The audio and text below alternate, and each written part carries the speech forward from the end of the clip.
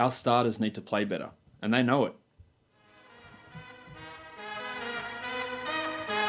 You are Locked On Fantasy Basketball, your daily fantasy basketball podcast, part of the Locked On Podcast Network, your team every day.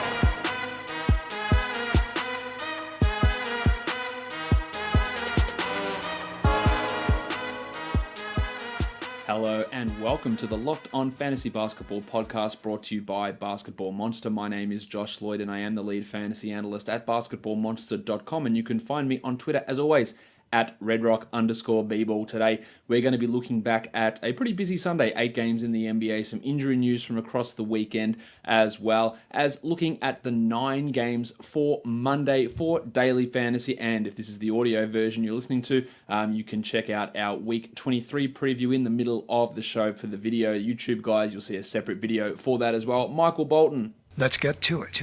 Let's get to it indeed. We will start where we always do on these shows, of course, with Monstrous Line of the Night. The monstrous line of the night goes to Giannis Antetokounmpo of the Milwaukee Bucks. It wasn't enough for the Bucks to get the victory, but 36 minutes for Gianni, 52, 16, and 7. Absolutely ridiculous numbers. He also hit 3 threes, 3 out of 8 from three-point range, 2 steals and a block, a ridiculous 15 of 26 from the field, and an even more ridiculous 19 of 21 from the free throw line.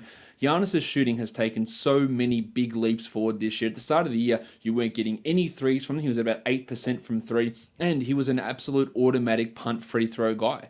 That's no longer the case. We're seeing these nights, look, he had 19 of 21 from the line. He had a 10 of 10 from the line the other day, and 8 of 8 from the line.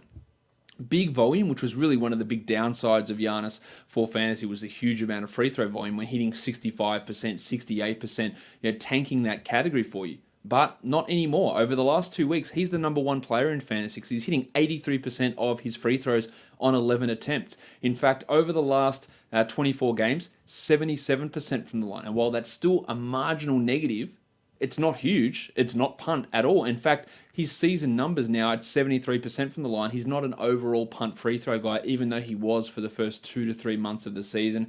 And these last 2 weeks, averaging 30, 13, and 6 with a steal, a block, and a 3 on 59 and 83, pushes him right to the top ahead of James Harden, who's sort of winding things down. Still, the shooting from 3 is still not great. 34% over the last 2 months is okay, but it's not fantastic.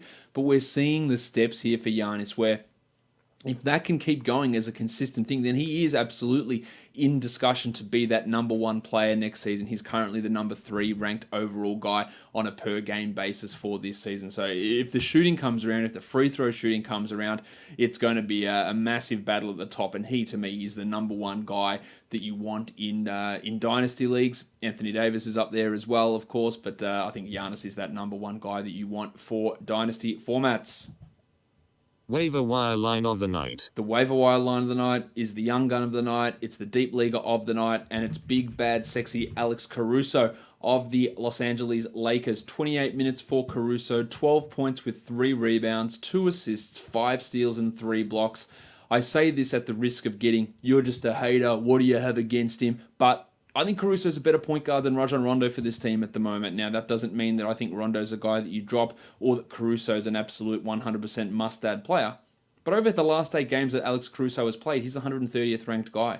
Over the last 2 weeks, in 22 minutes a game, he's the 94th ranked player. Yes, today's steals and blocks, there's no way that that's going to continue. We're well aware of that.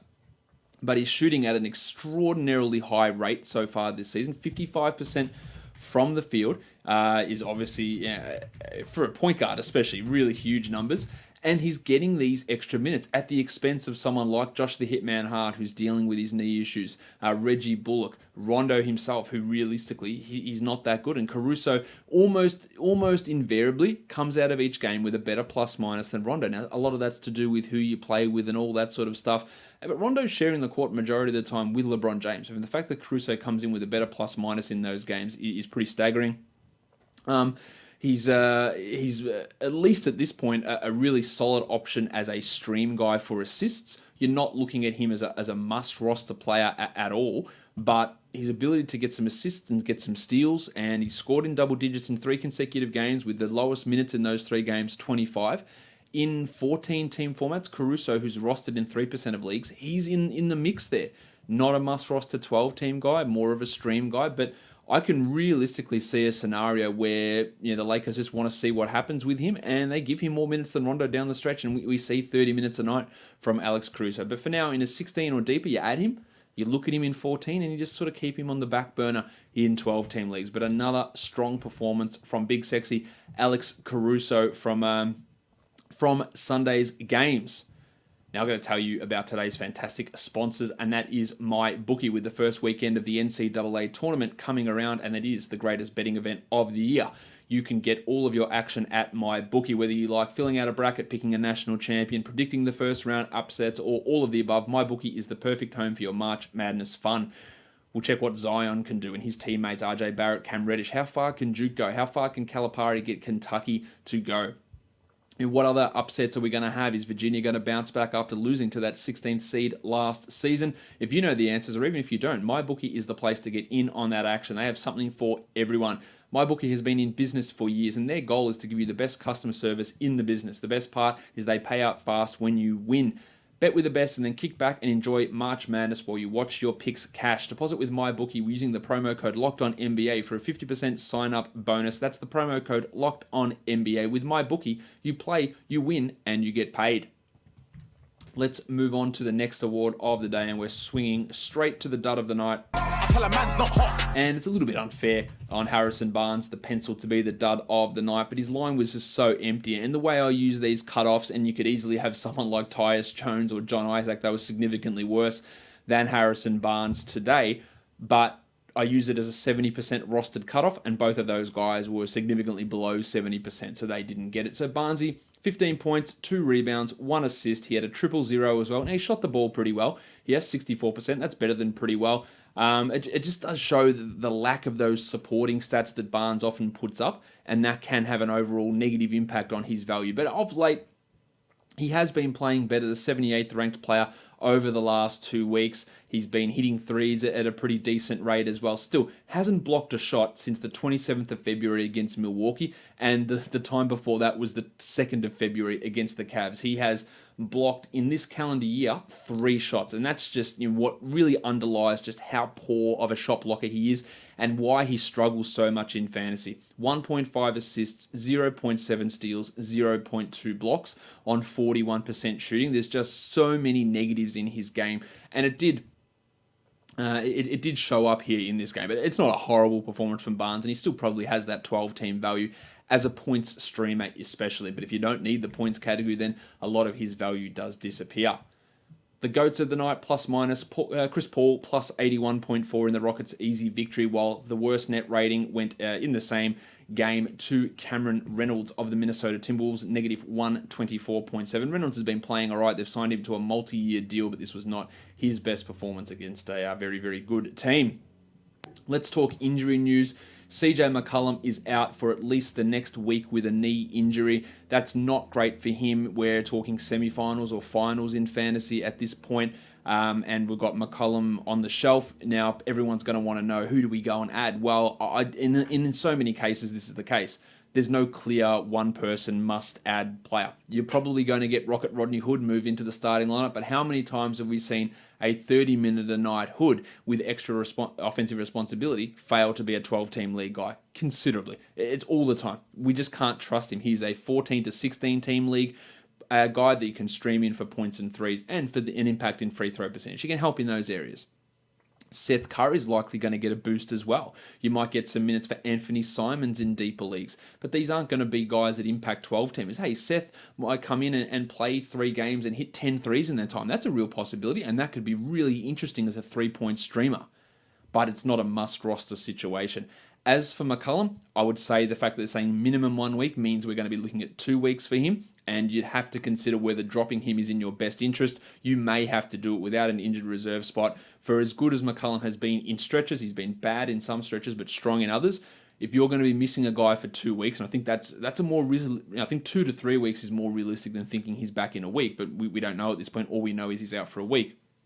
You may need to make that harsh decision to move on from CJ McCollum. You definitely move on from Malcolm Brogdon, who has a torn plantar fascia. He's going to be out for the rest of the regular season, probably going to miss the first round of the playoffs and even more. And much like the Blazers situation, who moves into and gets the value there? It's just nobody in particular. We saw in Sunday's game, Nikola Mirotic moved into the starting lineup. Nothing changed with his production. Tony Snell's minutes actually went down. You're going to have Sterling Brown in the mix, Dante DiVincenzo. We had DJ Wilson come in. You're going to have a whole bunch of guys, Pat Connaughton, but none of them are going to be 12-team league players. The value is just going to be spread around to Chris Middleton, to Eric Bledsoe, to Giannis Antetokounmpo, to Brook Lopez, with DJ Wilson coming in that deeper league. He has an increase in value.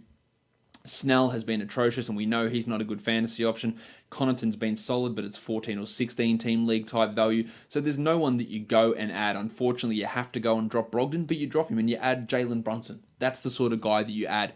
Someone not on the same team. You add Maxi Kleber maybe from Dallas. There's a bunch of guys on different teams. The Dark Luke Kennard, maybe he's an ad that you want to look at to replace what Brogdon can do, even though he's been struggling of late himself. Monty Morris in Denver. These are the sort of guys that you consider, not necessarily someone from Milwaukee who's going to jump in. You're probably well aware of this by now, but Russell Westbrook is suspended. He will not play on Monday after receiving his 16th technical foul. Every 2 techs that he receives after this now will be a 1-game suspension. So his 18th tech, his 20th tech, his 22nd tech, that will be a 1-game suspension. So you're on very high Dennis Schroeder stream alert to add him on those games where Westbrook is suspended. And on Monday, it's one of those situations. Kyle Lowry missed Sunday's game with an ankle injury. It looks like he's going to miss Monday, so Freddie VanVleet is an excellent stream for Monday, more so than Jeremy Lin or Norm Powell. We're also probably going to get the fun guy sit out on Monday too, so some extra value really showing itself in Toronto. I'd be a little bit worried about Lowry in this ankle for the rest of the week, to be honest. And then DeMarcus Cousins with a foot injury. He's going to be receiving an MRI. The Warriors have a 5-game week. Zero chance that Cousins plays 5 games. I think with this injury creeping up, you're probably looking at 3 games. I wouldn't be surprised if he sat both Monday and Tuesday with his foot injury, and it could actually turn out more severe than that. So fingers crossed it's nothing serious. But again, at the start of the season, if you didn't want to roster Kevon Looney, if you didn't want to roster Jordan Bell, and why would you? He was pretty terrible to begin the season, then there's no clear pickup here. Andrew Bogut's back with the team. Maybe he's in the rotation, further muddying the center waters, meaning all these guys like Looney and Bell and Bogut are like 16-team league guys at best, which is a real pain in the ass. If you do have Cousins, because you're losing out some value, and I do think he is going to sit some of these games as we move forward. Let's move on now to have a look at these games from Sunday, talk about the fantasy takeaways from them. The first game we look at is the Lakers and the Knicks. The Knicks get the victory 124-123. I talked about Caruso already, and the JaVale McGee roller coaster continues. Just 19 minutes. He's like 30, 19, 30, 19. But he's productive. 12 and 7, 3 steals and a block, 60% shooting. He's a real specialist. He's not a must-roster player. He fits certain teams. We would hope he would get more minutes moving forward, but I don't think that's going to be a situation. While Flaming Mo Wagner... Remember after that one game he had when he replaced Kyle Kuzma, and everyone was really going the old Turkish grip on Mo Wagner, and it just never seemed like it was going to stick. I had people telling me, I'm a Lakers fan. He's definitely playing 25 minutes a night every game from now on. It just isn't the case, and pretty clear that we can move on. Reggie Bullock, he has not been good for this team. Josh the Hitman Hart, only 19 minutes. KCP, just 28 minutes for 11 points. Very little value with those guys. Interestingly, LeBron James, he played 35 minutes, the most he's played in quite a while. 33, 6, and 8 with a block as the Lakers failed to get a victory over the Knicks. And we're well aware they're not making the playoffs. On to the Knicks. No Dennis Smith, no Noah Vonleh. So Emmanuel Mudiay played 33 minutes and played well. 28, 2, and 8, 73% shooting and 90% from the line. He'll never shoot that well in his life again. But with Smith and Ntilikina still questionable for Monday, streaming Mudiay could actually work for you. And then again, in true Fizdale fashion, he had not played since the 13th of February. Mario Hezonja not only started, but played 36 minutes and had 17 and 8 with 2 steals and a block. Having any sort of predictability in what Fizdale's going to do is literally impossible.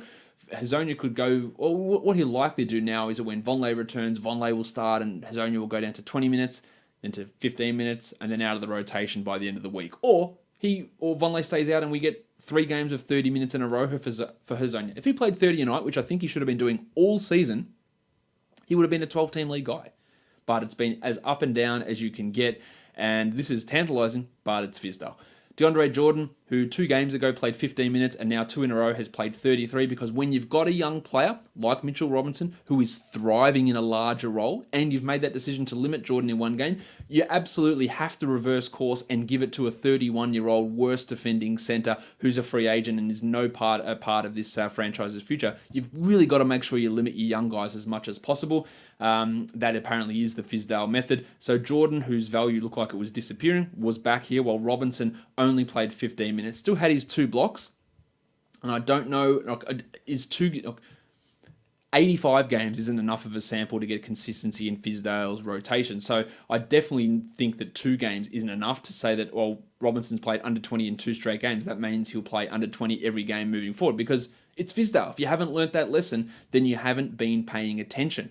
Robinson could play 15 minutes next game. He could play 30 minutes next game. So the fact that he's still got 2 blocks in this game means I am still holding him, but it's obviously frustrating. It makes no sense whatsoever, but that's what the man in the glasses deems is appropriate.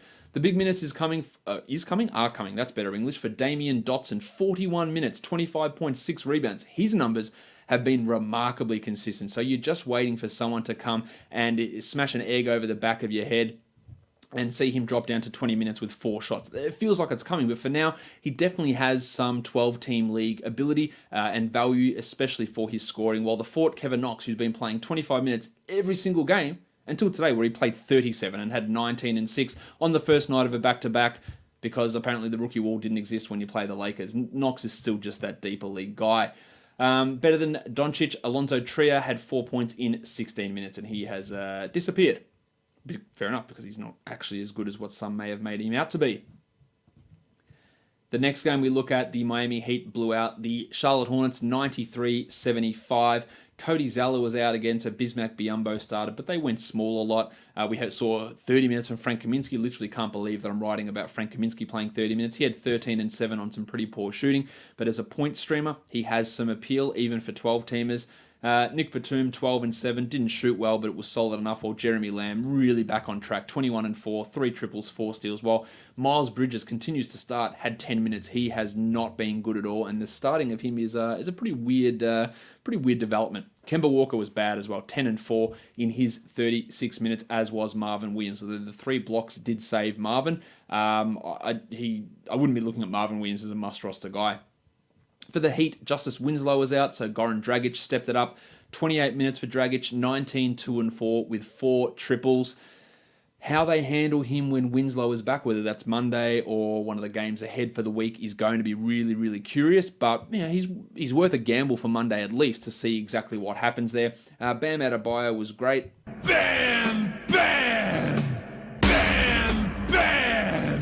16 and 9, 2 steals and a block. He will be the starting center for this team next season and will be a top 100 guy. I'm pretty confident with that. Dwayne Wade, 17 and 8 in 28 minutes. You'd have to think his minutes drop down a little bit next game in the back-to-back. While Derek Jones had three blocks and a steal. He can be that defensive streamer type of guy, but you have to think that he got those minutes and James Johnson got his minutes because Winslow was out. A poor performance from Olynyk and Josh Richardson. 2 of 17 from Joshy was pretty poor, but at least he did bring 6 rebounds, 5 assists, and 2 steals there. While Olynyk the same, 9 rebounds, 6 assists on 1 of 7 shooting. I think Olynyk is a definite 10-team drop and probably a 12-team drop as well.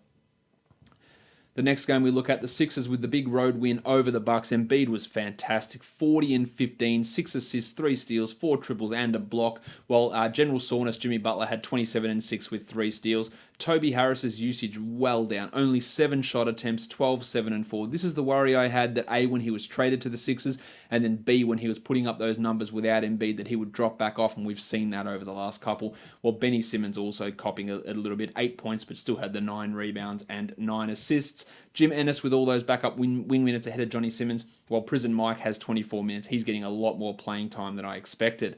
For the Bucks, Middleton 19, 7 and 6, Lopez 14 and 4 with 4 blocks and 3 triples, picking up some of the Brogdon slack, while Bledsoe had 12, 5 and 6, not his greatest night.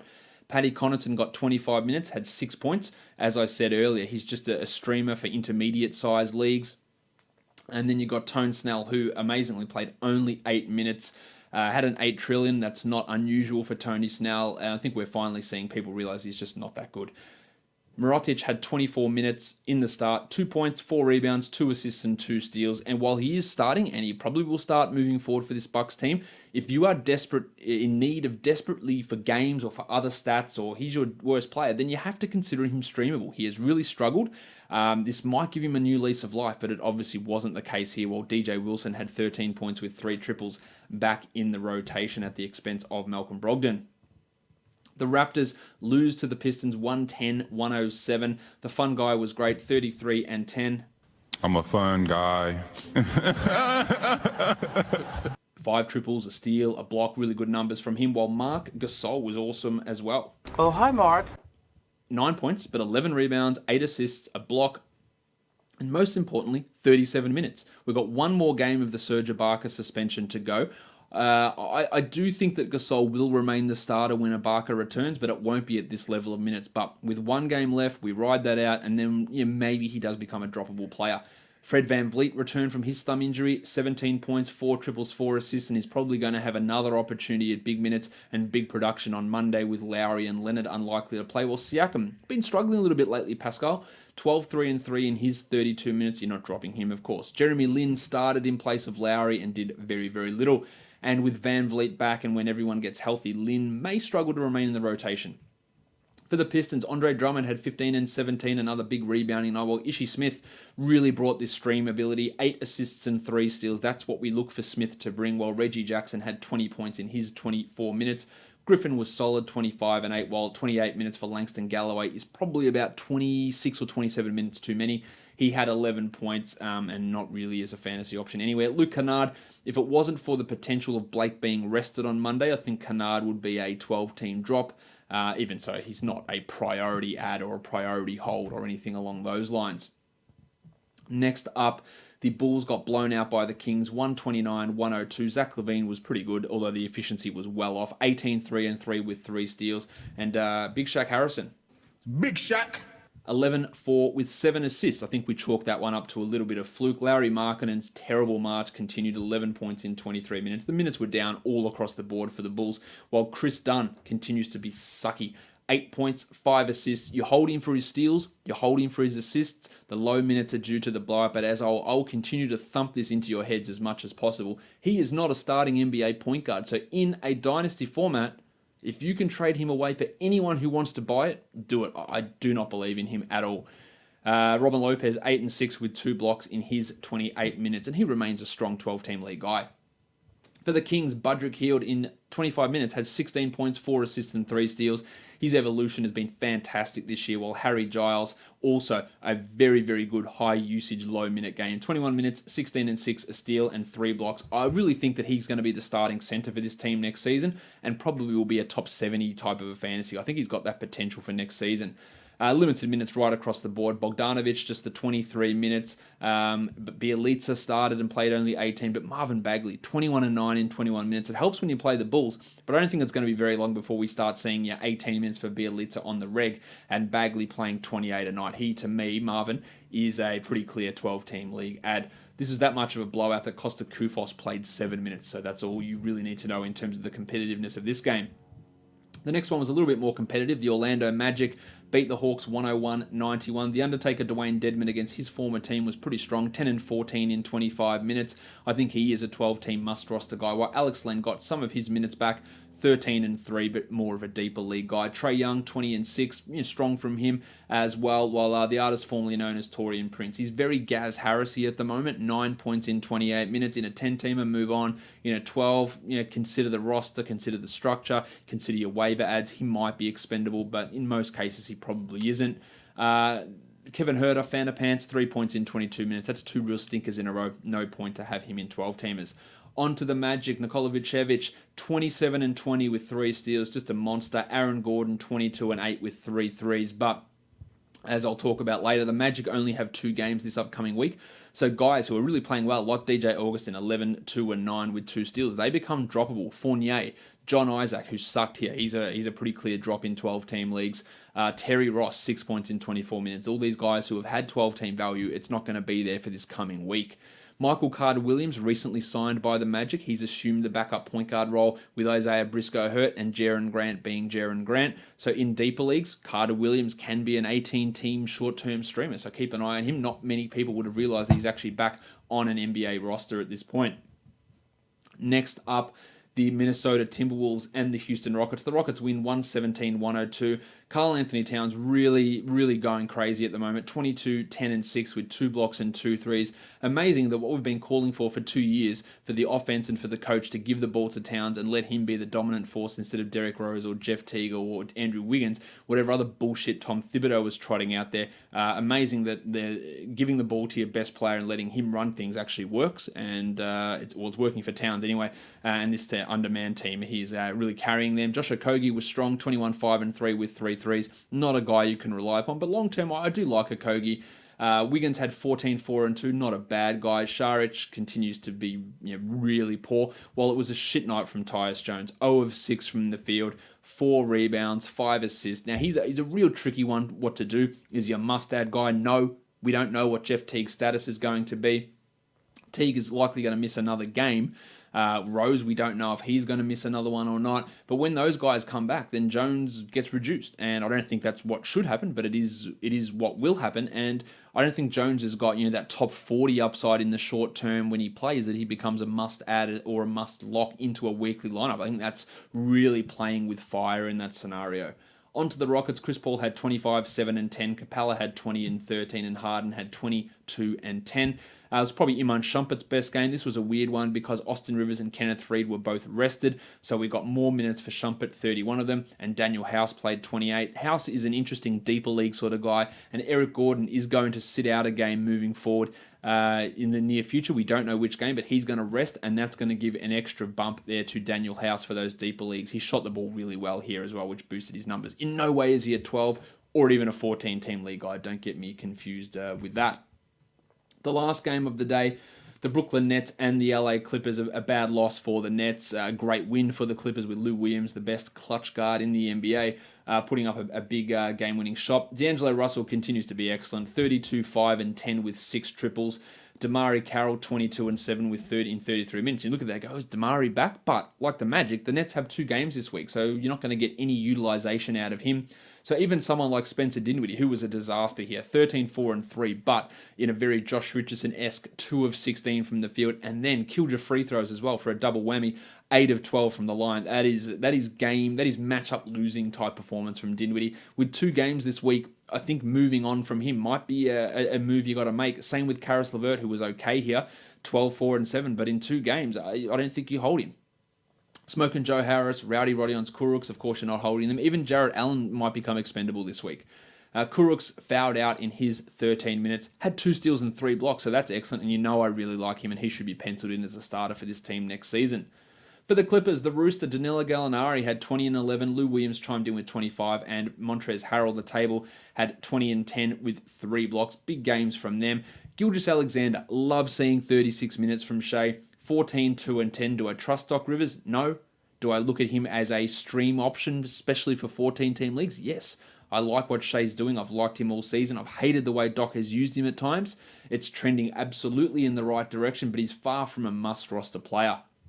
Only 14 minutes for Ivica Zubac, 1 of 9 from the field. That's 2 absolute disaster field goal percentage performances this week, that's where you normally can lock him in for good production. He is really just that deeper league sort of a player, while Landry Shamet continues to be one of the most elite 3-point stream options around. Another 4 triples here. His starting role isn't going anywhere, but he gives you nothing apart from those threes. But you take those threes, and you're happy when you get 14 points and 3 assists to go alongside it. Let's now flip this over and talk some DFS. Again, on the audio, we're going to go and do some weekly preview for week 23. But otherwise, let's head into DFS. That's not the graphic I wanted to bring up. The perfect lineups is where we want to start for Sunday. The main slate on DraftKings, just the 4 games. D'Angelo Russell, Josh Okogie, Danilo Gallinari, Dwayne Dedmon, Nick Vucevic, Chris Paul, Damari Carroll, and Clint Capella for a total of $370.75, and that cost the full $50,000. And on FanDuel, Manny Mudiay, Alex Caruso, D'Angelo Russell, Josh Okogie, Mario Hezonja, Giannis Antetokounmpo, Harry Giles, Montrezl Harrell, and Joel Embiid. That totaled $423 and cost $59,600 dues. All right, guys, let's look at the games now for Monday in the NBA. 9-game slate. We're going to be focusing mainly on FanDuel pricing in today's show. The first game that we look at, the Detroit Pistons on a back-to-back, traveling to take on the Cleveland Cavaliers.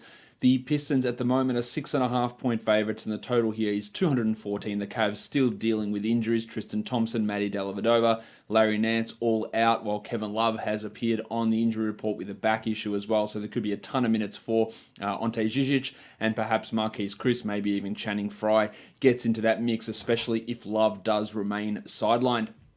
For the Pistons, there's nothing official at this point, but their beat reporters, or one of their beat reporters, had posited that perhaps Blake Griffin could be rested in this game. That was something that Dwayne Casey had mentioned earlier in the day, saying the only player he was worried about in terms of minutes load and stress on his body was Griffin, and on a back-to-back against the Cavs, it would seem the ideal scenario to get that game of rest in for Griffin. So that is something to pay attention to. If he is out, it boosts the value of Andre Drummond. I imagine that they'd either put in the tackle box John Lua or Glenn Robinson to start, or they could go small.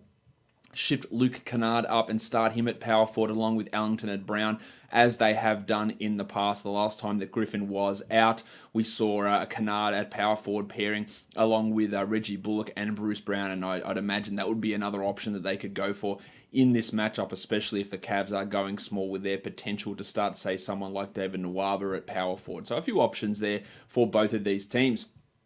At point guard, Reggie Jackson's at 5,600. You've got to love what Jackson's been doing. I love the matchup for him here. He had 31 points in only 24 minutes on Sunday. I think that's a good price point for him. Or Ish Smith, again, the matchup suits Ish, and he was really good against the Raptors on Sunday. But I'm not 100% sure that he is really that high of an upside sort of a player.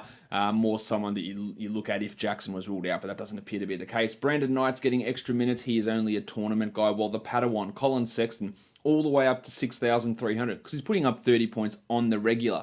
Now, the Pistons have been really good at limiting opposition point guards, and if Sexton's field goal percentage does drop at all, is going to have a real impact on him. So I don't really like him here, and his lack of contributing peripheral numbers does limit his overall upside.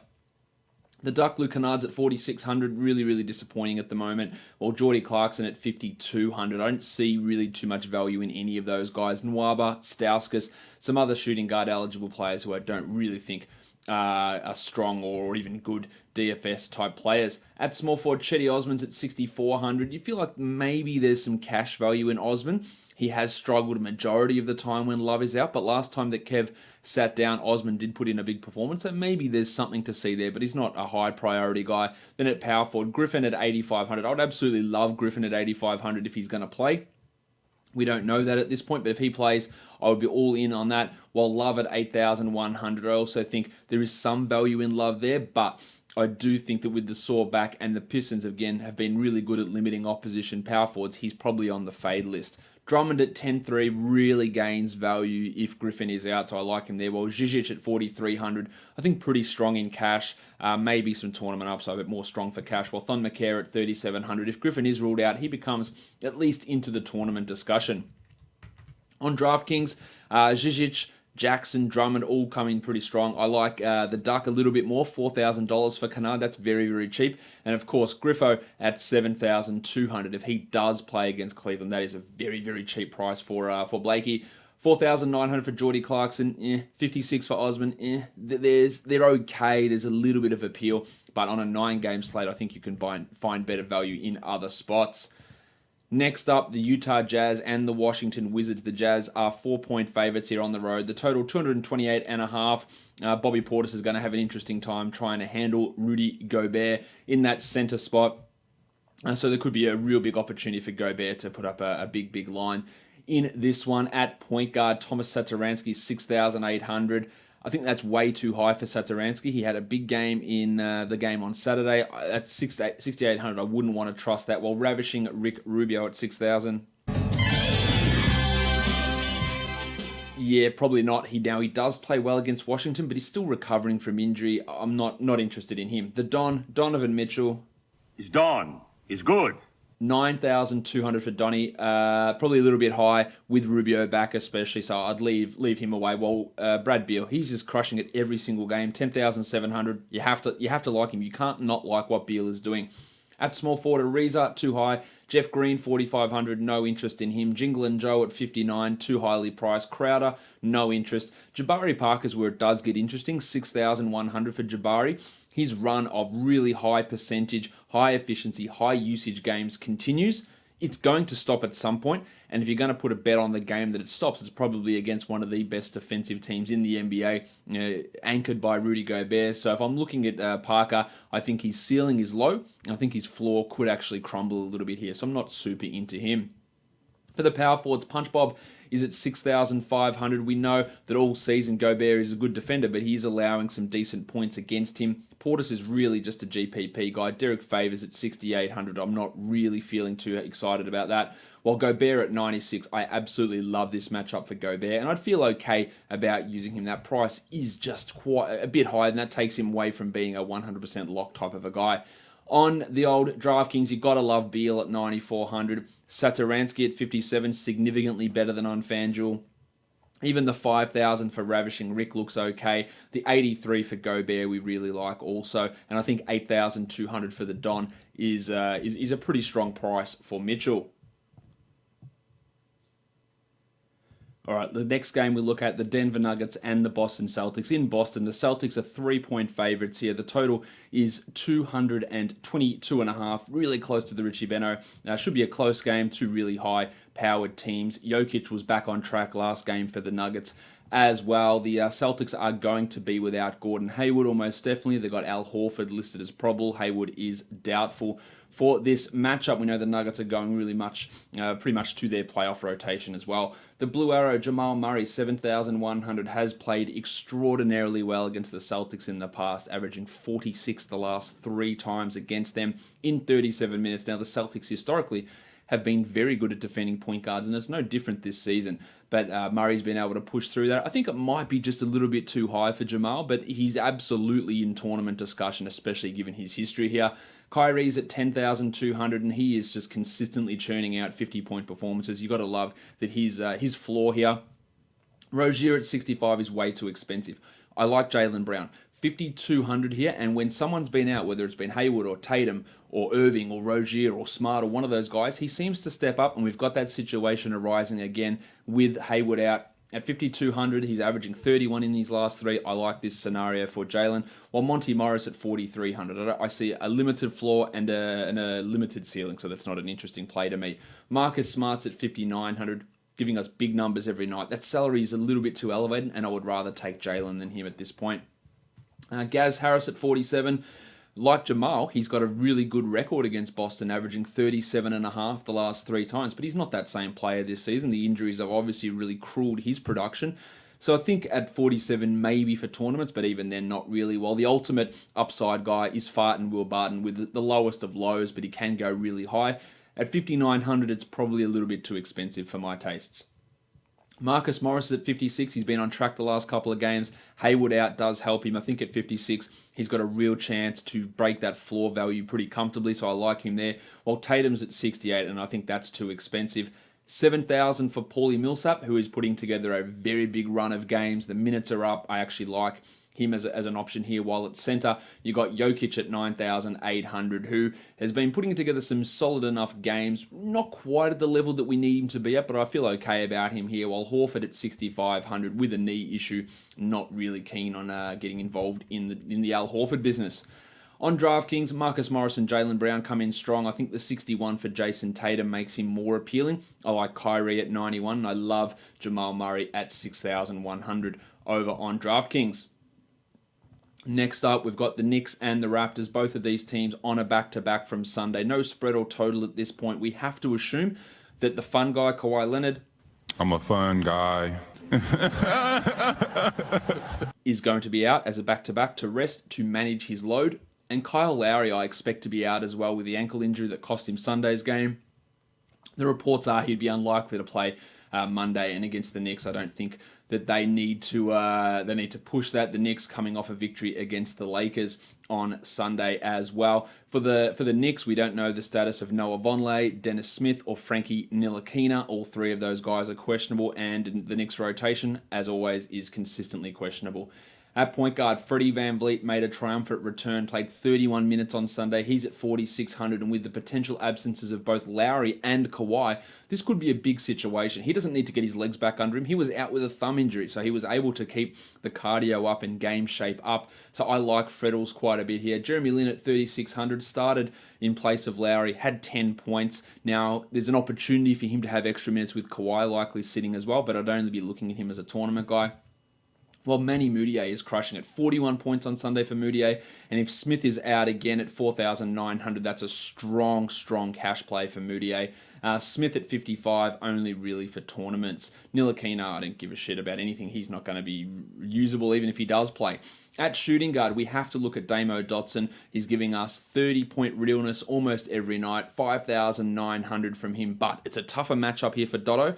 The inconsistency in him earlier in the season is always playing on my mind, and the back-to-back, it does just give me a little bit of pause for Dotson, so I'm not super into him. Alonzo Trier better than Doncic. He's averaging 11 points over the last 5 games. At small forward, the Jedi, OG Anunoby. Hello there. He's at 3,600. He could be seeing really big minutes here. I like him as a tournament guy. Same as Storm and Norman Powell at 4,000. It could be him, it could be McCall, it could be Anunoby, it could be Lin, it could be VanVleet who get the minutes. I think the one you want to guarantee there is VanVleet, but a bunch of these other guys could get a real boost in their playing time. While the Fort, Kevin Knox, at 4,200, he's been getting 25 minutes a night for about a month because he can't handle it. And then on Sunday, he plays 37 minutes and puts up 28 points. Again, no way to trust Professor Data at all. Even in those 38 minutes, though, he only put up 28 points, so it's not a smashing of the ceiling. And on a back-to-back, will this fatigue kick in again where he's only got to play 25 minutes? All in all, I'm saying I'm not interested in using him. I am super interested in Pascal Siakam. Now, it's been a lean run for Pascal. 29-point average over the last 3, but historically when Kawhi's been out, he has been putting his balls absolutely to the wall and putting up big numbers. I think he's a 40-point, 45-point guy waiting to happen in this one, while Vonleh at 52, I have zero interest in that. At center, big Marc Gasol. Oh, hi, Mark. Big minutes for him on Sunday with Serge Ibaka out 35 points in 37 minutes. We should be looking at another 30-plus minute performance against this Knicks team, and I think he can get to 35 again. He has historically roasted the Knicks, averaging 43 the last 3 times against them. I think he is a relatively solid option here, while DeAndre Jordan at 6,600. 3 games ago, he played 15 minutes. The next 2, over 30. Again, if you can work out any of the nonsense that Fizdale does, please let me know what it's about. He had a big 47-pointer against the Lakers. Many people go off against the Lakers. This is an opportunity for Jordan, but I'm not fully going to trust that. Same as I'm not trusting Mitchell Robinson. And at 6,100, I see no value in Robbo. But he could come out and play 35 minutes and drop 60 points because Fizdale. That's just the sort of shit that happens. Also, speaking of Fizdale, Mario Hezonja hadn't played a single game since the 3rd of February when he started. And in all Fizdale's wisdom, he played him 6 minutes. Out of nowhere today, he played 36 minutes. So if you can work that out, by all means, explain it. Maybe you look at Hezonja if Vonleh is out, but this could be a Luke Cornett game. It could be a Henry Allenson game. It could be Dikembe Mutombo coming out of retirement to play 35 minutes and blocking 18 shots. God knows what's going to happen with this team on a daily basis. Weird shit always seems to find its way into the Knicks rotations. Onto DraftKings, I like VanVleet, Gasol, Siakam quite a bit. DeAndre Jordan down at 58. That's pretty hard to ignore. Mudiay at 48, and then those upside players like Powell and the Jedi and Hezonja, of course, if you want to take that risk. Dotson at 5,300 comes in really strong on DraftKings. I like his pricing over there quite a bit, even with those concerns that I voiced earlier. Next up, the Warriors and the Spurs. The Warriors are 2.5-point favorites in San Antonio. The total 224 here, the Warriors, at the beginning of a 5-game week. There's a lot of stuff that could be happening here with this Warriors team, with these lineups. We've got DeMarcus Cousins, who is listed as questionable. Kevin Durant is listed as questionable as well, while the Warriors have brought Andrew Bogut to the team. Now, he wasn't supposed to join the team until the middle of the week, back on Thursday against the Pacers, but because of Cousins' injury, which he's having an MRI on his foot, which is not a great sign, Bogut's been called up. There was a chance that Steph was going to rest this game. That was the report from one of the guys from The Athletic, Marcus Thompson. But with the injury to Cousins, with Durant still being listed questionable, there's a lot of different things which could be in play here for the Warriors. So it's important to stay tuned to breaking news to figure out what's going to go on with this squad. On the Spurs side of things, well, they're completely healthy. So that's good news in that regard. At point guard, Steph's at 9,400. I don't really like this spot for Steph unless Durant and Cousins are out, but his shot has been off of late, and there is a chance that he sits out this one. Brynnie Forbes, no interest. Derek White has been struggling, and the salary it's still at 6,500, so it hasn't dropped enough for me to get really back on board with him in a DFS capacity. At shooting guard, Bellinelli's at 37. He's just a GPP guy, while DeMar DeRozan at 88. Love what DeRozan's done, 47 over the last 3 against the Warriors. I think he's a 40-point type of a guy here with a decent amount of value. It's not a bad floor play. And Clay at 8,400 also on fire. I like both of those guys as cash-type shooting guards. Gay is at 5,700. Look, a chance that they could go a little bit smaller in this game against Golden State. I'm not looking at Gay as a super great option, while Durant at 9,600. He has really, really killed the Spurs in the past, averaging almost 60 points over the last 3. Coming back from the ankle, I think it's more just for tournaments that we want to look at him. At power forward, love Aldridge here, averaging 55 against the Warriors, 8,800. Really seems to have solved that Draymond issue, which plagued him earlier in his Spurs tenure. I do like him at 88. Draymond's at 67. I've got no interest in that at all. And then at center, Pirtle's at 5,300, and he is on a real roll, averaging 35 over the last 3. The Warriors have in the past had an issue with limiting opposition centers, but I think with how Pirtle's playing, we can almost lock him in for 25, and that should be able to give us 25 or 26 points here. So I think he's more of a cash than a tournament guy, though. Boogie's at 87. I think Boogie's going to sit this one personally, and that would open up the value for Kevon Looney and Jordy Bell. But we would also get Andrew Bogut in the mix for maybe 10, 11 minutes, and that's going to put a cramp on both Bell and Looney's production. And again, this is going to be a really weird situation for the Warriors all week with injuries and multiple games. On DraftKings, Bellinelli is your GPP guy. I like Pirtle quite a bit. Aldridge comes in strong, as does DeRozan at sub 8,000. But those Warriors guys, it's a lot of hit and miss type of situations. Let's go to the next game. It is the Miami Heat on a back-to-back, traveling to take on the Oklahoma City Thunder. The Thunder are 3.5-point favorites, and the total is 213.5 points. We know that Russell Westbrook will be suspended after receiving his 16th technical foul, so we're going to get Dennis Schroeder into the starting lineup. More minutes for fat face Ray Felton as well. For Miami, we're waiting to see the status of Justise Winslow, who sat out Sunday's game, and we had Derek Jones Jr. start in his place. At point guard, the Iron Shoulder Goran Dragic, 28 minutes Sunday, 26 points, 4,100.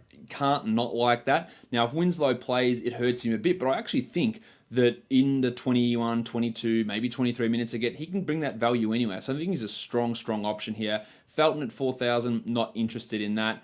And then for the shooting guards, you've got Schroeder at 6,000, has been very poor lately, averaging 21 points over the last 5. But with an opportunity with Westbrook out, I think that he is a pretty good play in this spot. Dion Waiters at 4,100, just not getting enough minutes for my liking. While Wade and Terry Ferguson, Dwayne Wade had a big game today, 32 points in 28 minutes, but on a back-to-back, he's probably a fade for me. At small forward, Paul George, no Westbrook. Let's go, 11,200. Spike the usage. Let's push for 80 points here. 80-point upside anyway, as a tournament upside guy. Like him for cash, like him for tournaments. While Joshy Richardson at 6,100 has been really not quite at that level, and he's not someone I'm interested in. If Justise Winslow plays at 6,000, I think that's a decent enough value. And Derek Jones Jr. at minimum salary, if we hear Winslow's out, I would like that a lot. He had 25 today in 24 minutes. Big Derek Jones. At power forward, Kelly Olynyk at 53. Not really at that level at the moment, so that's a fade. Same as the 53 for Jeremy Grant. I don't like either of those guys. While Big Bam Adebayo, Bam! Bam! Bam! Bam!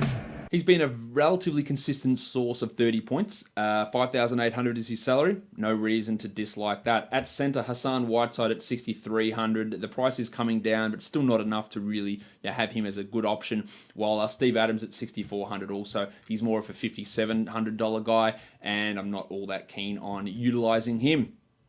On DraftKings, you love Schroeder at 51 there. Felton at minimum salary 3,000 also looks pretty good. Paul George looks strong, and I actually like Jeremy Grant at 4,400 over on DraftKings as well. Adams at 55, that's the sort of price we're talking about. Without Westbrook, I think that helps him, maybe gets his rebound numbers up too. I like Adebayo quite a bit also at 5,300. Let's go on now to the next game. We're looking at the New Orleans Pelicans and the Dallas Mavericks. There's no spread or total at this point. I'm assuming it's because Luka Doncic missed last game, but he's been upgraded to probable for this game. Anthony Davis should play as well. It's not a back-to-back. In fact, the Pelicans don't have any more back-to-backs for the rest of the season. Drew Holiday and Etuan Moore have been ruled out for the Pelicans. At point guard, Frankie Jackson's at 5,100. He's a score-only type of a guy, and I think at 5,100, with his lack of peripheral stats, if the shots don't fall in at a high level, then he's just not going to get that amount. So I don't love him here really at all. On the flip side, his opposition rookie point guard, Jalen the Burner Brunson, at 6,100. He does do other things. He does get steals. He does get assists. He's shooting the ball fantastically. 6,100 is maybe a little bit high, but point guards have had a pretty easy run of things against the Pelicans of late, and I think at 6,100 he's worth having a look at. While Lord Alfred Payton, the king of the March triple-double, 4 consecutive triple-doubles for him, and the salary has gone absolutely through the roof. 9,300 for Payton. Yes, he's averaging 54 over the last 3. Do I have confidence in him being another 46, 47 point performance here? Yeah, not really, but with his track record, it is hard to ignore. I just think that salary rise takes so much value away. Timmy Hardaway's at 52, just a GPP option, while Doncic at 9,800. Before the absence last game, he had 54 points in the prior game, and it is a really positive matchup for Donch here. I think he's probably more GPP than cash, though. At small forward, Kenrick Williams, Darius Miller, double I don't really see anything in those guys. Dorian Finney-Smith played well with Doncic out, and at 4,600, you might throw him into a tournament, but I think his fantasy value is pretty limited.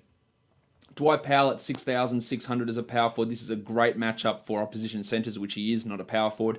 We've seen big numbers for opposition big men against the Pelicans for a stretch of time here. He's got clear 35, 36 point upside here. So some value in Powell. Not the strongest one out there, but some value. While Cheick Diallo at 4,600. Big from him. 25 minutes last game in 31 minutes. Now that's because Julius Randle was somewhat limited on a back-to-back.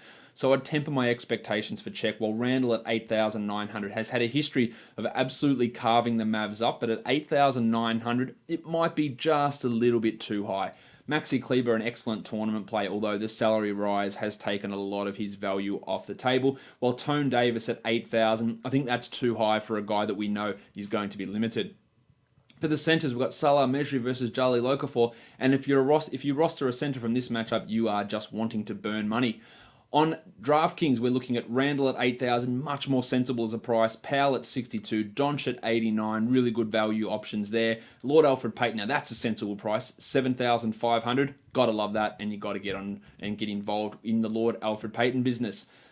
For the next game, we've got the Chicago Bulls traveling to take on the Phoenix Suns. The Bulls on a back-to-back after getting shellacked by the Kings. The Suns 3-point favorites. The total 228.5. The Suns coming off a win in one of the most blatant experiences in tanking from the Pelicans in NBA history. The Suns get that victory.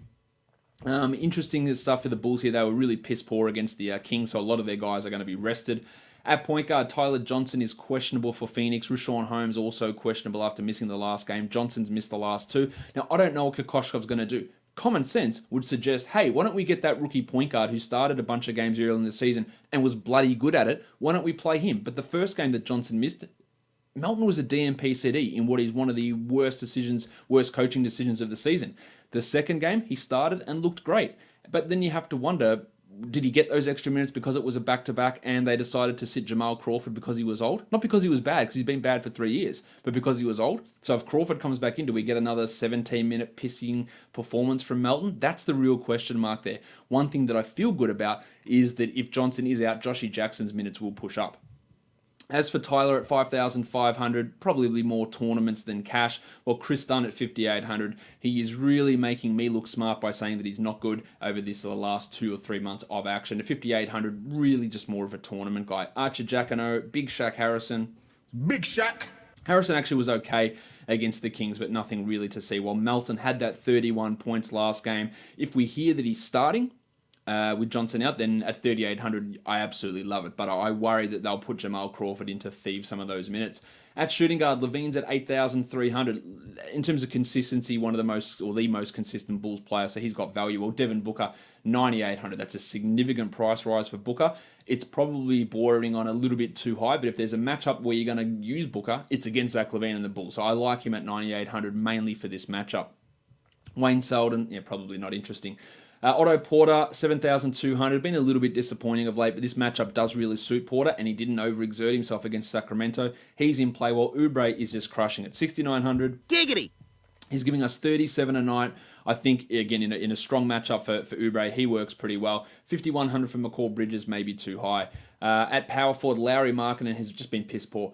7,500. Now, he's back in Phoenix. If you want to believe in he's back in the state where he played his college ball narrative situation, this one fits for Markkanen. Only just for tournaments, so his shot has been off all of March, but maybe that gives more credence to, eventually it's going to turn around and maybe it's here that it happens. Joshy Jackson at 5,300. If Tyler Johnson's out, I think there's value in Jacko. He had 37 points last game, and then at center, DeAndre Ayton got ejected, so ignore that 22-point performance. Against the Bulls, you've got a great opportunity as a center, so 7,500. He had 44 in the first meeting against these teams. I'm in on DeAndre Ayton. Robin Lopez, on the other hand, 6,400 is maybe just a little bit too high for Big Rob. But he has been really solid for this last month or so, 6 weeks. I still think that's probably a little bit too high for Robin Lopez. On DraftKings, TJ, Tyler Johnson at 4,600. He has some value. Marketing down at 7,000 GPPs. Love Devin Booker at 85. Love Ayton at 66. Love McCall Bridges at 4,000. Value in all those guys. And Levine at 7,900. The last game we're going to take a squiz at is the Indiana Pacers traveling to take on the Portland Trail Blazers. The Blazers are 3.5-point favorites, and the total is 213.5. It's curious that they are favorites in a game where CJ McCollum has been ruled out at point guard. We're looking at Seth Curry as a minimum salary player. Now, I'm not saying that he's going to start, because I think they'll probably get Rocket Rodney Hood in there, but Curry is going to have his minutes increased, and he becomes a strong tournament option. Lillard at 10,000 should be good for close to 50 as well, although this is a tougher matchup for him against this Pacers team who defends point guards really, really solidly. Dazza Collison at 6,700.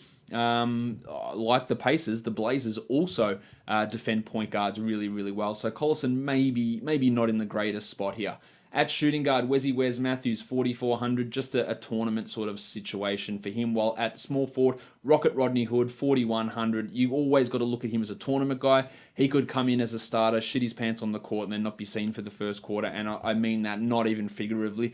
That could actually happen to Rodney Hood. He's got 35, 40-point upside. He's also got 9-point downside. So he is an interesting GPP guy. Jake Layman could also see some minutes boost, but he's not really all that interesting. Flaming Mo Harkless, Bojan Bogdanovic, probably a little bit too highly priced. For the power forwards, the Chief Al-Farouq Aminu. Sometimes may be good, sometimes may be shit. He's at 4,200, Aminu. Really strong record against the Pacers. 33-point average the last 3 times. More tournaments. We know his inconsistency. Well, Domantas Sabonis has got things back on track, but I hate the fact that he's priced at 6,200, and that would be a no from me. Thad Young also, strong floor play. 30-point floor play at 6,300, but not really the tournament upside. At center, Miles Turner, let's go, 7,200. Like the matchup, like the minutes. If the shot falls, he's going to have a 45-pointer, so I'm in on him. Enes Kanter, I'm not, while Yusuf Nurkic is all the way up at 8,900. And against one of the hardest teams for opposition centers to put up numbers against, being the Pacers, I think that salary makes Nurkic probably not the best option out there. On DraftKings, you've got Turner, who I like. I got Rocket Rodney Hood as that tournament guy. Nurkic at 71. That's a massive price discrepancy, and he works on DraftKings. Sabonis down at 56, I think also has value, and I love Lillard at $9,000 over on DraftKings. Let's look at some studs and values on DraftKings. I got my starters, Paulie George, and my value as Dennis Schroeder. No surprise there. On FanDuel, Siakam is my stud, and my value is Fred VanVleet. Again, that's assuming that Lowry and Leonard are both out. On Yahoo, my stud is LaMarcus Aldridge, and my value is Frankie Jackson. And then on DraftStars, my stud is Paul George, the Beatle, and my value is Fred VanVleet. that'll do it for another episode, another Monday episode of the Locked On Fantasy Basketball podcast. Make sure you're checking out our shows right across the network. We're going to have the baseball shows launching pretty soon. So while you're in the car, why don't you tell your smart device to play your favorite baseball team's Locked On podcast show. Follow me on Twitter at redrock_bball. Subscribe. And if you're on YouTube, hit that like button, hit the bell so you know when a new episode comes out. Good luck in the playoffs. Good luck in your fantasy league. Good luck in your DFS. Guys, we are done here. Thank you so much for listening, everyone. See ya.